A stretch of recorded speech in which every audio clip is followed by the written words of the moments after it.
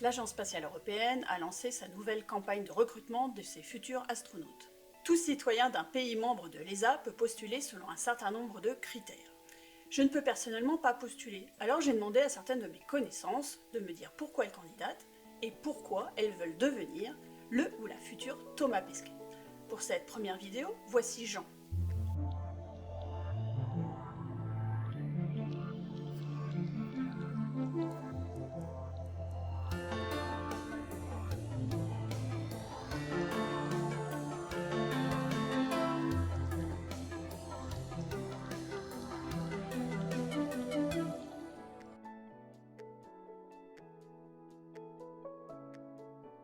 Ça, c'est probablement la question à laquelle je vais avoir le plus de mal à répondre parce que j'ai à peu près toujours voulu l'être. Gamin comme beaucoup, évidemment. Ça ne m'a pas quitté en grandissant. J'ai toujours été attiré par l'espace. J'ai envie de dire astronaute, c'est un petit peu la suite logique. Quand on est attiré par l'espace, c'est de vouloir y aller. C'est l'envie de repousser ses frontières. Je pense que c'est un petit peu le même genre de raison qui me pousse à candidater pour faire partie d'une équipe d'hivernage en Antarctique, pousser mes limites, tester mes limites, participer à l'évolution de la grandeur de la science humaine. Je sais pas trop comment dire ça, mais voilà, mettre ma petite pierre à l'édifice. C'est aussi un petit peu pour ça que je suis chercheur, hein, donc la science, clairement, c'est mon truc. Donc voilà, j'ai du mal à répondre à cette question parce que c'est quelque chose à laquelle j'ai pas vraiment réfléchi, qui me semble évident en fait. J'ai envie d'être astronaute. Voilà, j'ai cette curiosité qui me pousse à vouloir l'être.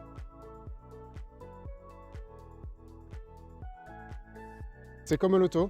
Si on veut gagner au loto, il faut jouer. Il n'y a pas le choix. Si on veut être embauché en tant qu'astronaute à l'ESA, il faut candidater.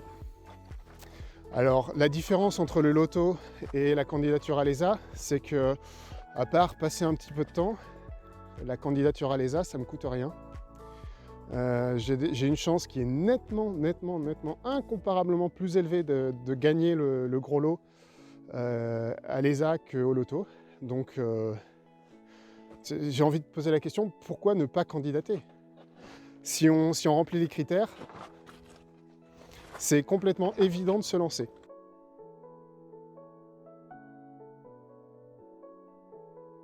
Pour moi, l'ESA, ça représente avant tout, je dirais, une frustration. L'ESA fait du boulot excellent dans le spatial. C'est vraiment, ils ont des satellites qui sont absolument excellents, ils font des capsules qui sont absolument excellentes, ils font un excellent taf, ils communiquent très mal dessus. Encore une fois, il y a des progrès qui sont faits là-dessus, mais ils communiquent très mal là-dessus. Et à l'époque de ma thèse, les données étaient en plus très difficilement accessibles. Alors avec le programme Copernicus, ça s'est très largement amélioré, puisque maintenant c'est accessible gratuitement à tous les citoyens des pays membres. Donc là, il n'y a rien à dire, hein, c'est parfait. Mais voilà, pour moi, c'est une grosse frustration. Et quand je vois des Européens se balader avec des t-shirts NASA, je ne peux pas m'empêcher d'avoir la frustration de dire oui, mais nous, on a une agence spatiale qui fait plein de trucs qui sont super chouettes et c'est pas assez communiqué. Pour moi, l'ESA, ça représente cette frustration-là et là-dessus, effectivement, les astronautes ont un rôle à jouer aussi, autant que les scientifiques, hein. Faire la promotion un petit peu mieux de l'ESA.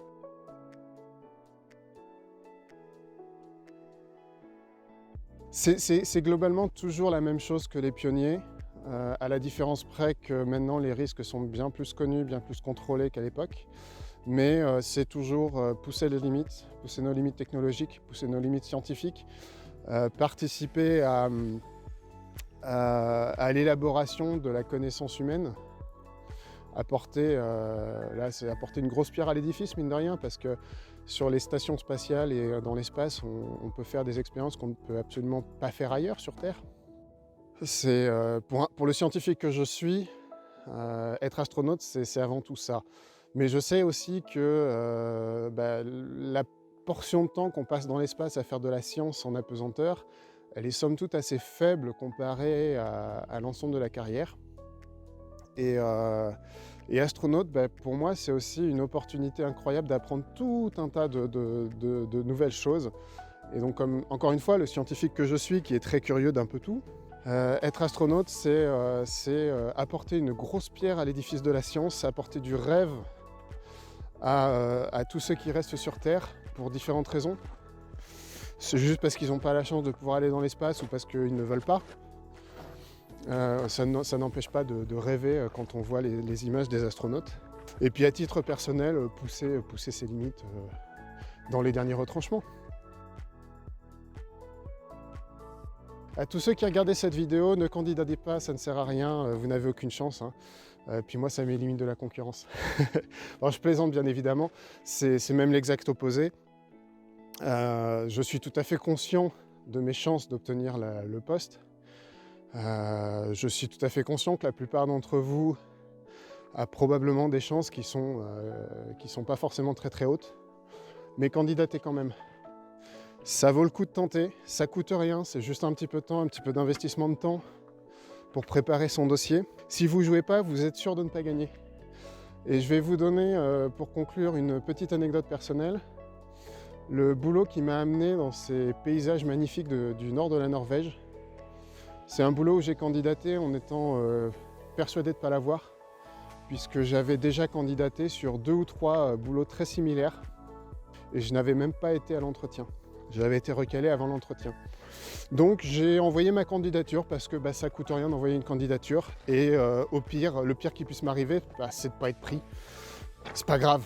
Et le boulot que j'ai actuellement, c'est pareil. J'ai envoyé une candidature pensant que j'avais pas le profil, que j'avais aucune chance de l'avoir et je l'ai eu. Et ça me permet de rester encore plus longtemps dans un pays que j'adore, la Norvège. Donc il faut tenter, ça coûte rien de tenter et tout ce qu'on a à perdre, c'est qu'on peut gagner gros. Et je vous dis à tous les spectateurs d'Isabelle, je vous souhaite une bonne journée ou une bonne soirée, dépendamment de quand vous regardez cette vidéo. Ciao! La campagne de sélection est ouverte jusqu'au 28 mai, alors tentez vous aussi votre chance.